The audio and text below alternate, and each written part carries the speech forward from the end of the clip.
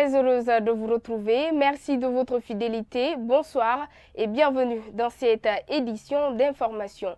L'actualité sur le plan national reste marquée par des émeutes dans le quartier de Bessia, dans la commune de Matoto, où Marceau sera dans ce journal pour plus de précisions.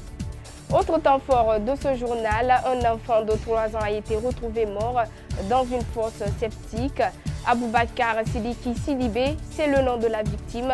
Voici donc ce qui fait la une de cette édition d'information. Restez avec nous, le développement dans une poignée de secondes.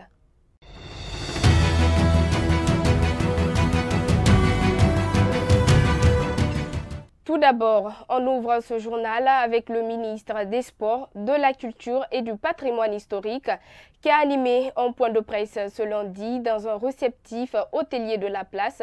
Sanoussi Bantamasso est revenu sur le bilan et perspectives de son département en vue des prochaines années. Abdoulaye Momo Fofana nous signe ce compte rendu. Cette communication du ministre des Sports, de la Culture et du Patrimoine historique s'inscrit dans le cadre du compte rendu des acquis et perspectives de l'initiative présidentielle depuis 2010. Ces dernières années, le sport en Guinée a connu des avancées significatives. Celle-ci s'explique par la performance de nos différentes équipes nationales, toutes disciplines confondues dans les compétitions internationales. Il y a un certain nombre de fédérations aujourd'hui, je l'ai dit dans mon intervention, des fédérations qui font la fierté du sport guinéen. La semaine dernière, le handball était en Gambie. Vous comprenez? Et nous sommes en train de nous préparer pour les compétitions africaines. Parce que et les filles et les garçons sont tous qualifiés pour les compétitions africaines. Ça, c'est une fédération aujourd'hui dirigée par un jeune engagé. Faites un tour au palais, à leur gymnase, au stade du 27 septembre, vous vous rendrez compte que cette fédération est en train de faire du bon boulot. Pour la prochaine Coupe d'Afrique des Nations cadettes et seniors, le ministre des Sports revient sur les mécanismes mis en place par son département pour la réussite de la Guinée. 2 équipes guinéennes sont qualifiées dans les différentes catégories de la compétition africaine, les cadets et les seniors. Et sûrement, la 3e équipe va se qualifier. Aujourd'hui, dans les conditions normales, tout le peuple de Guinée, comme un seul homme, devrait se mobiliser derrière ces équipes. Comme je l'ai dit, que cette année en Égypte, nous n'irons pas pour se promener. Parce que nous avons l'effectif qu'il faut. La fédération joue le rôle qui le concerne et l'État jouera son rôle. Le sport et la culture restent un facteur de développement, mais aussi de réconciliation d'un peuple. Sanoussi Bantamasso promet la construction des palais de la culture dans plusieurs préfectures, mais aussi l'accompagnement de son département en vue du rayonnement de la culture en République de Guinée. L'actualité, c'est aussi cette décision arrêtée pour attroupement illégal et trouble à l'ordre public. Le leader du bloc libéral et ses 11 militants ont été reçus individuellement par le juge d'instruction au TPI de Kaloum. Dans l'unanimité, ils n'ont pas reconnu les faits reprochés et seul le président du BL ne va bénéficier d'une libération en attendant l'ouverture d'un procès. Suivez l'un des avocats de la défense au micro de Kerno Falilou Diallo. Le doyen des juges a reçu nos clients individuellement. Ils ont été interrogés et inculpés des faits d'attroupement et de troubles à l'ordre public. J'avoue que selon la loi, l'information judiciaire est secrète, mais je pourrais vous dire que tous nos clients ont systématiquement rejeté les faits mis à leur charge. Donc, ils ont été remis en liberté tous, sauf Dr Faya Milimono, au dire du juge d'instruction qui sera placé sous contrôle judiciaire. Et l'interrogatoire sur le fond commence demain. Mais nous restons confiants, d'abord très contents de la présence du doyen Maître Kabele parmi nous, qui va nous guider, qui va nous éclairer dans cette affaire, qui va nous donner son immense expérience dans la défense de ce dossier. Et nous pensons que nos clients bénéficient de la présomption d'innocence. Nous pensons qu'ils n'ont fait qu'exercer un droit constitutionnel prévu par la loi. Ils n'ont pas manifesté dans la violence, ils n'ont commis aucun trouble et nous rejetons systématiquement tout ce qu'on leur reproche. Comme annoncé, les citoyens de Gbessia-Kondebougni ont érigé tôt ce lundi des barricades empêchant la circulation des engins roulants. Les manifestants s'insurgent contre les autorités qui, selon eux, refusent d'enlever un camion poubelle qui a causé un accident depuis des semaines. Un mouvement de protestation qui s'est transformé en affrontement. Reportage Oumar Sow. La situation est restée tendue ce lundi entre la population et les forces de l'ordre. Le pont de Gbessia et des domiciles ont été assiégés par les services de sécurité qui tirent à coups de gaz lacrymogène sur des manifestants.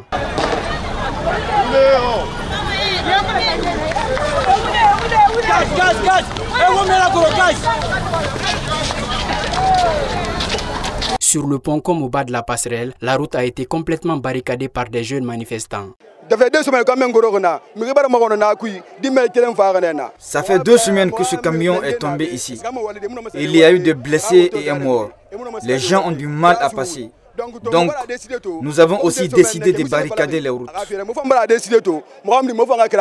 Après des échanges de cailloux et de bombes lacrymogènes, quelques minutes après, un officier de police tente de jouer à l'apaisement. Un compromis est trouvé, les barricades sont enlevées, la circulation commence à reprendre son cours normal. La police se retire, des jeunes prennent à nouveau d'assaut la chaussée. Les pick-up de la police ont rebroussé chemin de manière musclée. Ce manque de réaction des autorités a été dénoncé par des citoyens. Monsieur le maire, il dit qu'il ne peut rien, même le chef de quartier, on a rencontré.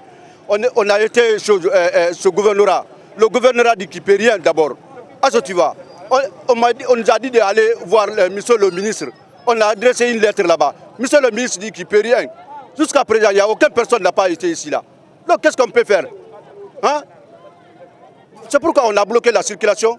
Jusqu'aux environs de 10 heures, la circulation est bloquée. Conséquence, un terrible embouteillage s'est formé sur l'autoroute Fidel Castro. Des citoyens sont obligés de faire leur parcours à pied.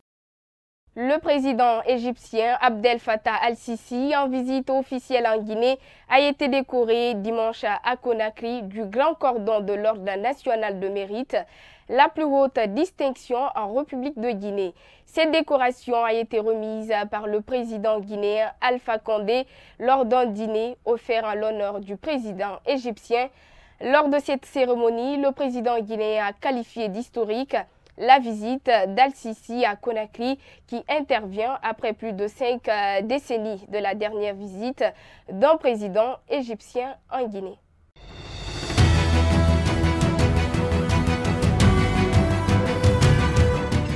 Autre facette de l'actualité, un incendie s'est déclaré hier dimanche au quartier Lansanaya Barrage. Un court-circuit serait à l'origine de cet incendie. Des engins et d'argent sont partis en fumée. Les sinistrés dénoncent le retard des sapeurs-pompiers pour les secourir. Nos reporters sont allés sur les lieux. Suivez. Tristesse, consternation, désespoir.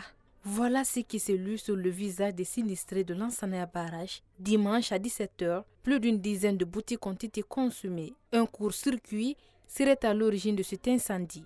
Il y avait la variation de tension. À travers le court-circuit qui s'est effectué au niveau du poteau, il a retrouvé l'incendie au niveau d'un branchement, quoi.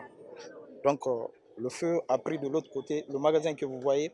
Donc finalement, à travers les plafonds, le feu a pris tous les restes des magasins, quoi. Trop de dégâts matériels parce que le magasin que vous voyez comme ça, c'est un magasin. D'habitude, on envoie des marchandises de l'Europe, quoi. C'est-à-dire, il y a des gens qui se trouvent, il y a une structure en Europe qui envoie des camions, quoi, et chacun a ses marchandises dedans.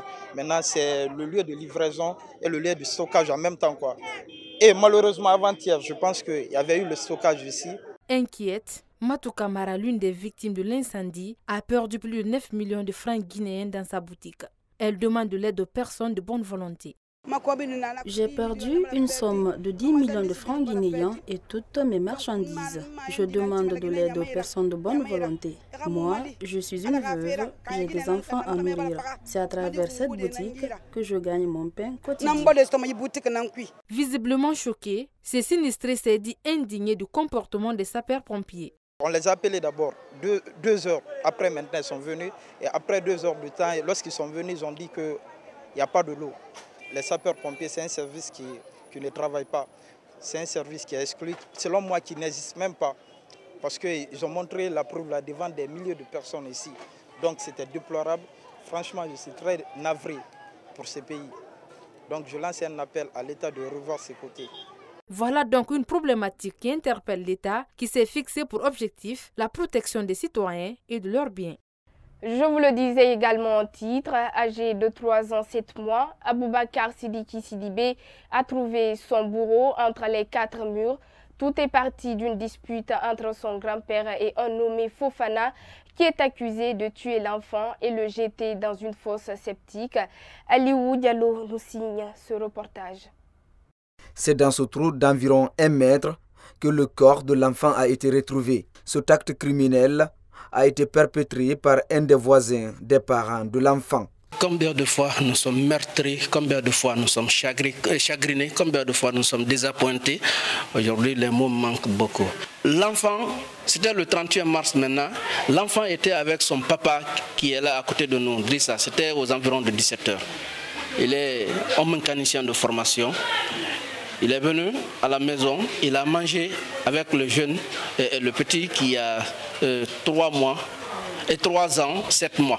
Il a mangé avec le nommé Aboubakar Sidibé qui a été tué. Après, lui il est parti maintenant à la mosquée.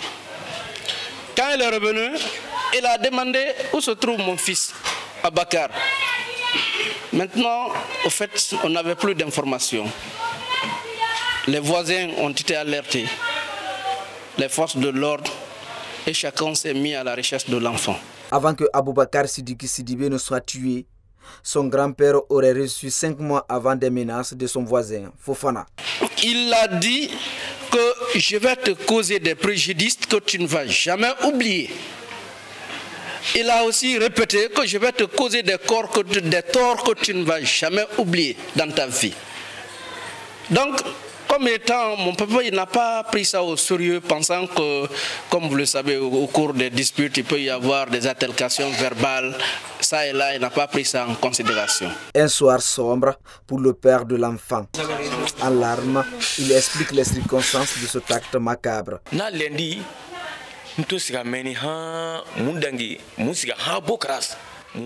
Quand l'enfant a disparu le lundi, nous sommes allés jusqu'à la place de Bokaras. Le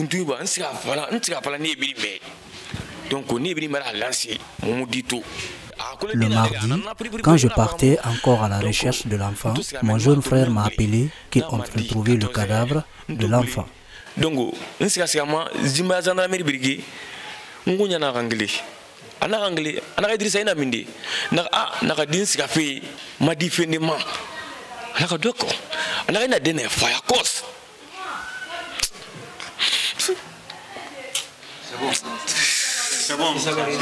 En attendant son procès, le présumé assassin se trouve actuellement à la sûreté de Conakry.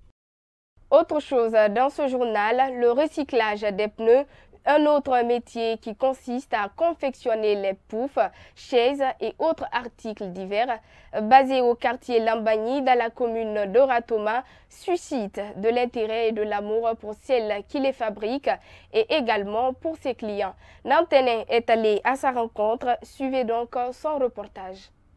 Un savoir-faire hors du commun, Aïssatou Traoré, diplômée d'université, a trouvé mieux pour subvenir à ses besoins. Spécialisée en recyclage avec cette matière première, elle confectionne des meubles de maison. On fait les poufs, les chaises et les tables, les miroirs et d'autres accessoires de décoration avec ces pneus, mais sur commande. Au préalable, il faut se rassurer que les pneus ne sont pas trop usés, c'est-à-dire qu'il n'y a pas de barre de fer qui sort, puisque moi, je les déchiquette pas les pneus, je les couvre. Donc, il faut me rassurer que les pneus qu'il n'y a pas de barre de fer.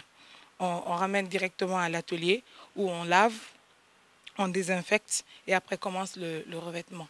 Avec ce métier qu'elle a prise d'une Kenyane, cette jeune dame gagne désormais sa vie grâce à ce métier. Il y a des intérêts qui nous permettent de payer nos charges et avoir un peu d'économie. J'ai des clients. Peut-être pas autant que je voudrais, mais j'ai des clients. Malgré l'effort fourni, elle rencontre tout de même des difficultés. Je rencontre là-bas des jeunes qui eux aussi collectent ces pneus. Mais ils les collectent pour les brûler, en tirer le fil de fer qu'il y a à l'intérieur, pour les revendre aux ménagères qui les utilisent généralement dans leurs fourneaux pour économiser le charbon. Donc moi, je suis supposée sensibiliser ces jeunes-là leur expliquer les effets néfastes du fait de brûler les pneus afin qu'ils ne le fassent pas. En deuxième position, je suis obligée d'acheter les pneus parce que c'est leur activité. C'est avec ça qu'eux aussi, ils arrivent à joindre les deux bouts et à avoir de l'argent. Donc directement leur dire d'arrêter sans trouver une solution pour eux, ça paraît un peu compliqué. Pour le moment, cette jeune entrepreneuse travaille avec une petite équipe en attendant de trouver un espace un peu plus grand et lance un appel à l'endroit des jeunes filles car selon elle, l'indépendance dépend de soi-même.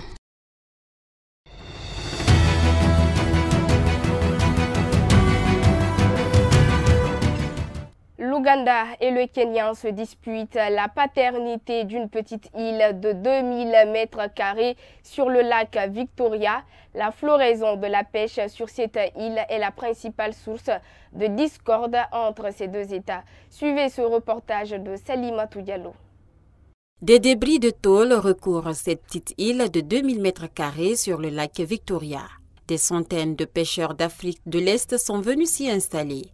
Mais ce petit bout de terre est au centre de vives disputes entre le Kenya et l'Ouganda. C'est les Kenyans ici. Ils nous disent de ne pas mettre notre drapeau et de le mettre sur l'autre île. Parce qu'ils disent qu'ici, ça leur appartient.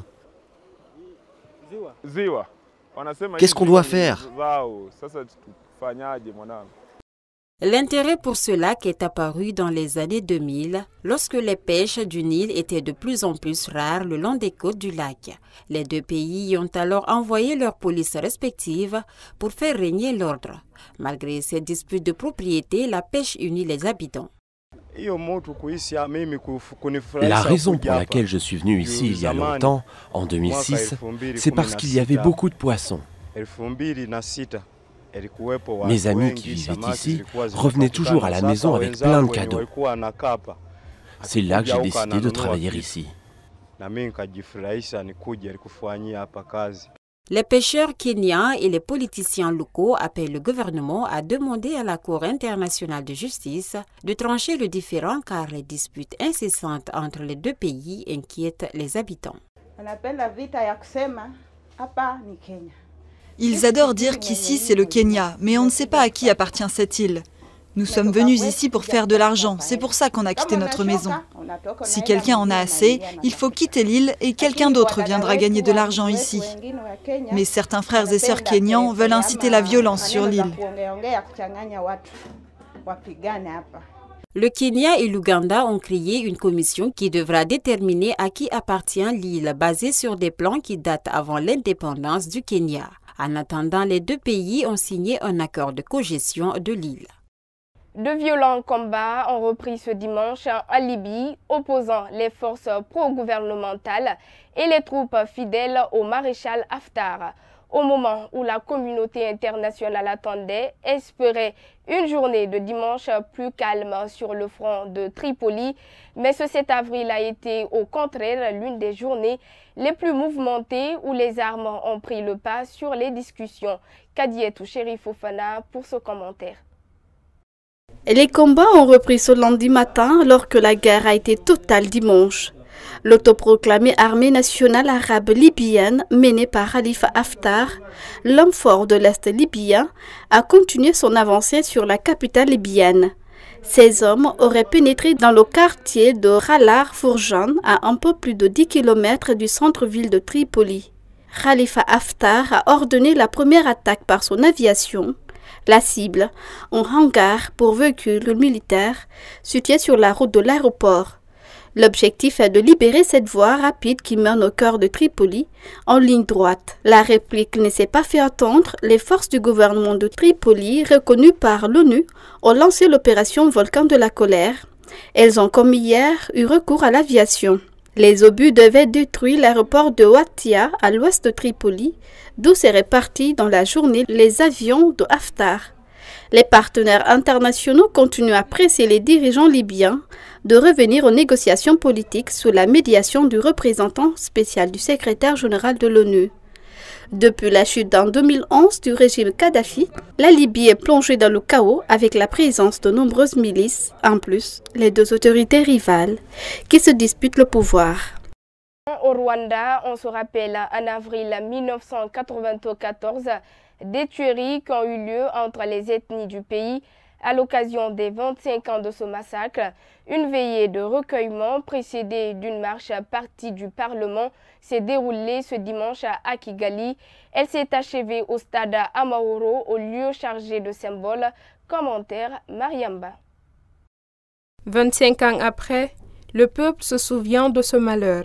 Des cérémonies commémoratives ont eu lieu à Kigali, avec notamment un discours du président rwandais. Paul Kagame a salué la force de son peuple, sorti de l'abîme pour devenir une famille plus unie que jamais. Ils étaient environ 30 000 à participer à cette veillée de recueillement.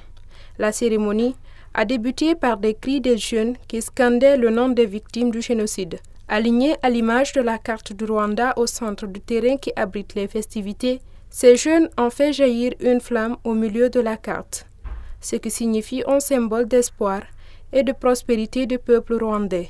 Présents sur les lieux, les chefs de délégation ont rejoint les jeunes sur la pelouse pour allumer les bougies qu'ils tenaient. Ce geste est une manière de symboliser la transmission du savoir à cette génération qui n'a point connu le génocide.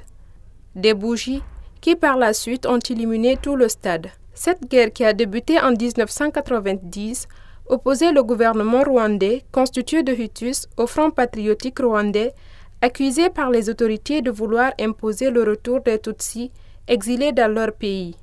En 1994, des accords d'Arusha prévoyaient cette réintégration afin de mettre fin à la guerre. Mais l'assassinat du président rwandais le 6 avril 1994 servit de prétexte aux extrémistes Hutus pour mener leurs objectifs génocidaires contre les Tutsis. Durant ces 3 mois de guerre, l'ONU estime qu'environ 800 000 Rwandais, en majorité Tutsis, ont perdu la vie. Cette commémoration n'a pas seulement eu lieu à Kigali. Partout dans le monde, cette journée s'est soldée par des débats sur le rôle qu'a joué la France pendant le génocide, mais aussi et surtout les enjeux de la réconciliation entre ce peuple. Au Sénégal, le président Macky Sall a nommé le gouvernement ce dimanche 7 avril en fin de soirée. 32 ministres ont été nommés, 7 ministres ont été supprimés. L'équipe sera bientôt dépourvue d'un premier ministre. En effet, l'exécutif a prévu à terme de supprimer la fonction, et ce, afin de garantir l'efficacité des réformes pour le nouveau quinquennat de Macky Sall. C'est ce qu'explique la présidence, une décision qui a pris de court les membres de l'opposition. Au Soudan, l'armée n'était pas intervenue depuis le début de la contestation le 19 décembre dernier, une mobilisation qui a pris de l'ampleur ce week-end. En effet, cela fait 3 jours que des manifestants occupent une place à Khartoum pour réclamer le départ du président Omar el-Béchir, et ce, malgré l'état d'urgence.